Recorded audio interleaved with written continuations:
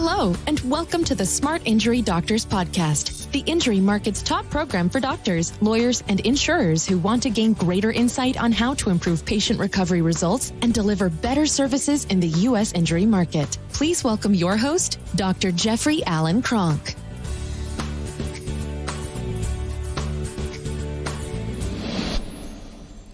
Okay, today, doctors, what I want to talk about is the injury patient consultation. So, your first day, you're doing a lot. You're doing intake forms. You're getting the person introduced to your clinic. You're going to be giving them materials to take home, to read about what your center is doing. I mean, there's a lot happening on that first visit, but you as a doctor, there's a lot of things that you can get right on this first aspect of the visit, which is the consultation. And what you want to do with the consultation is there's a couple things that you want to do. One is you want to make the person feel very comfortable that they're in the right place. They should feel like they're in the right place for their type of injury, and you want to get that across to them, and that's how you want to come across. The other thing how you want to come across, or what you want to get done, is you want to get done things that if you don't get it done in this visit, in this aspect of the visit, in this part of the visit, and part of the first visit, then you have to make it up later on down the road. So it's kind of an important, step. So I'm going to kind of lay out, look, first of all, again, you're going to make the person feel really comfortable. Now, how you communicate and what you talk about is going to have an effect on, do you get referrals as a result of this? I know that sounds funny, but it really is. It's that important because it is the patient's first impression of you as the doctor.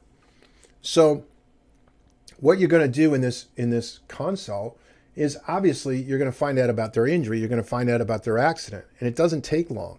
You're going to get all of their symptoms identified. Everything that they say they have as a result of the accident, you're going to get them identified. Now, like all doctors, you were going to start to think with, okay, great, the person's got headaches. Good, that's upper cervical. They've got facial pain. They've got numbness in the face. They've got ear pain. They've got facial pain. They got TMJ pain. All craniocervical junction indications, right? So if they say, look, I've got radicular complaint, good. You're thinking more mid-cervical spine. If they're saying that they have general pain, you're going, okay, that can be anywhere. So what I'm saying is by their symptoms, you're going to start to know where you want to hone in and what location of the spine. But you're going to get all of their symptoms. Everything that they say that they have as a result of this accident, you are going to track. In the Smart Injury Doctors program, we have a thing called the Smart Symptom Tracker form. That's where you track all the symptoms. And you're going to be asking the patient about these symptoms in reevaluations. You're going to make sure that these symptoms obviously are dropping off with their care, but you want to get all of them, everything that the patient says. Now, a lot of them are already on your forms, but you want to ask more detailed questions to see if there's anything more there. You want to find out if they had range of motion loss, if they've got headaches, if they've got any kind of spasms, visual disturbances, sleep disruption, radiating pain, anxiety, stiffness, atrophy. Have they done bed rest? Have they done any kind of home exercise? Are they medicating themselves? Are they doing any kind of self-medicating? And then everything else. You want to get all the symptoms tracked. Now, this is going to be important because one of the things that patients feel with doctors is that doctors don't listen. They're not listening to them. So when you have, let's say the patient has 6 symptoms. Let's say they have 27 symptoms in their head that are attributed to this accident. In the reeval, when you're going over each and every one of those symptoms to find out if they're still there, remember, patients can start to think, well, this is really slow or this is not working. And oftentimes they might have 12 symptoms. And in the first month, 6 of those symptoms are gone, but they already forgot about them. So they think because the 6 that are still there are not gone, that something's, things aren't working. So this helps in every aspect of your care. So you got to get all the conditions. If there's any kind of gap in care, you got to do a gap in care form. Now, a gap in care form is, hey, the person didn't go to a doctor for 6 weeks after the accident. You're going to find out why. A lot of times the patient's self-medicating or self-exercising, or they're doing various things. They have a friend that's a massage therapist that's trying to do some massage for them, whatever it is. But you list those things down because that's active care. There is no gap in care. In the Smart Injury Doctors program, we use a gap in care form. It's a really easy form to use, but you're going to knock that out if it's there. You want that documented right away in that first visit.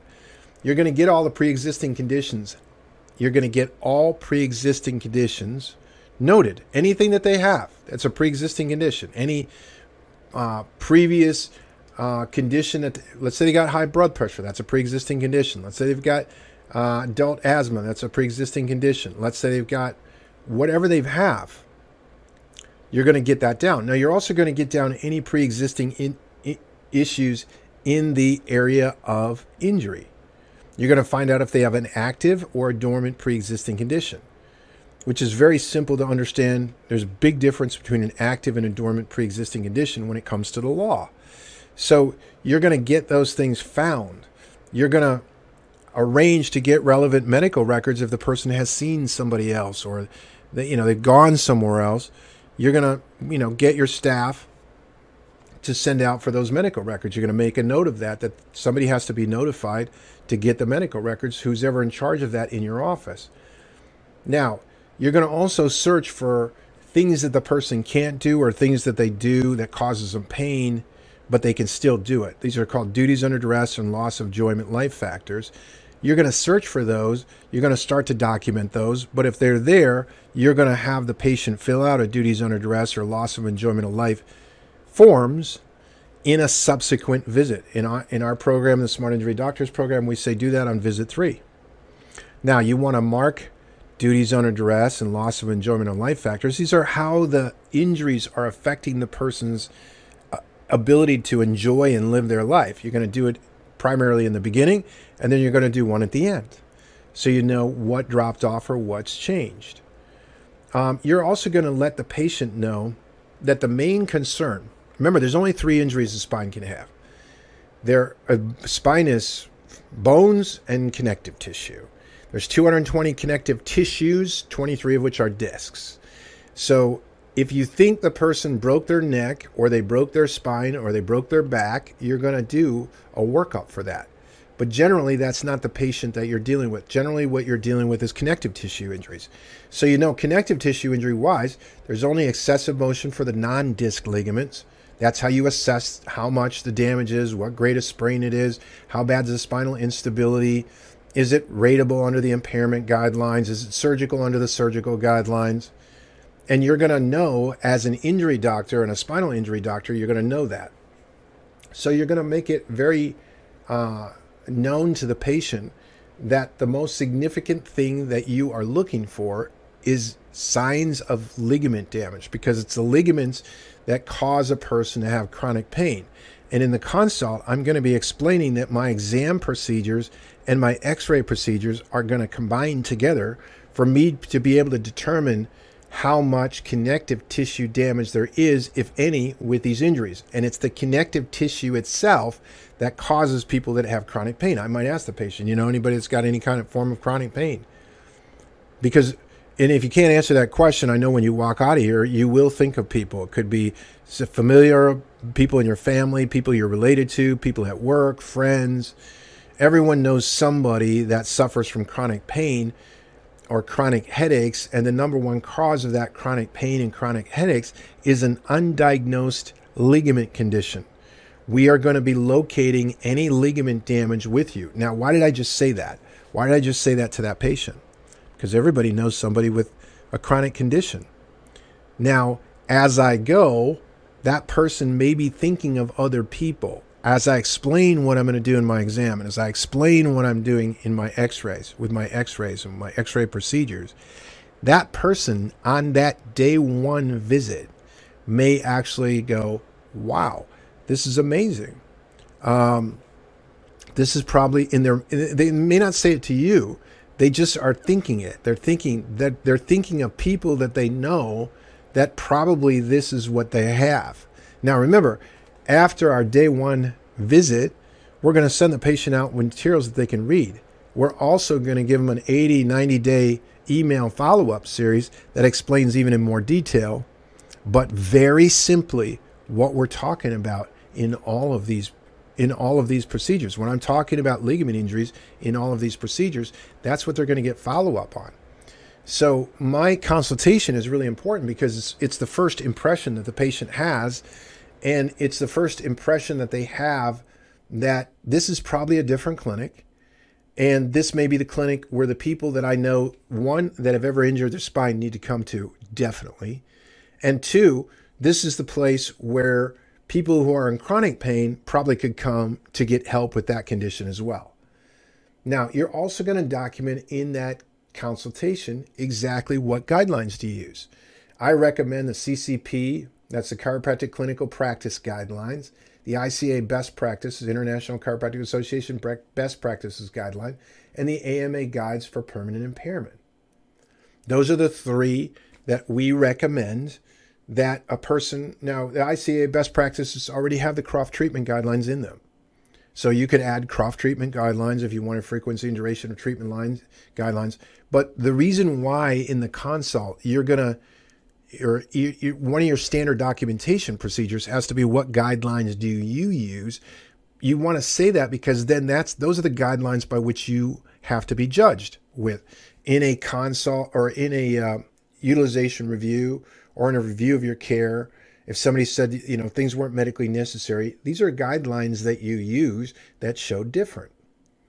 And if somebody's trying to say, well, we use the official disability guidelines, which are work injury guidelines, those aren't the guidelines you're using.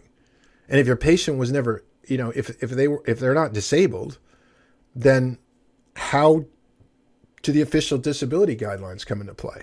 You follow? So it's very important to list those things, and it makes life a lot easier. The majority of doctors in the market never do all of these things that I just talked about in the consult. And if you'll do these things, you'll find that the consult goes a lot better.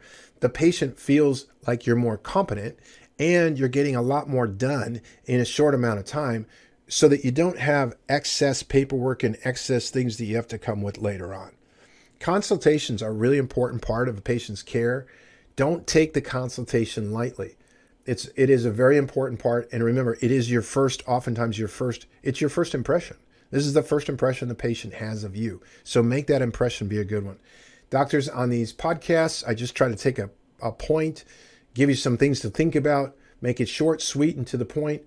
If you have further comments or you want me to talk about a particular subject, put it in the comments down below. If you have interest in our Smart Injury Doctors program, you can always call us at 800-940-6513 or look us up at www.smartinjurydoctors.com. Doctors, I thank you very much for your time and attention. I hope you got something from this short riff on consultations. Thank you. You've been listening to the Smart Injury Doctors Podcast, the #1 audio production show for professionals in the U.S. injury market that want to deliver better injury services to the patients, clients, or insureds they serve. If you like what you heard today, please leave us a review and don't forget to join us on our next program.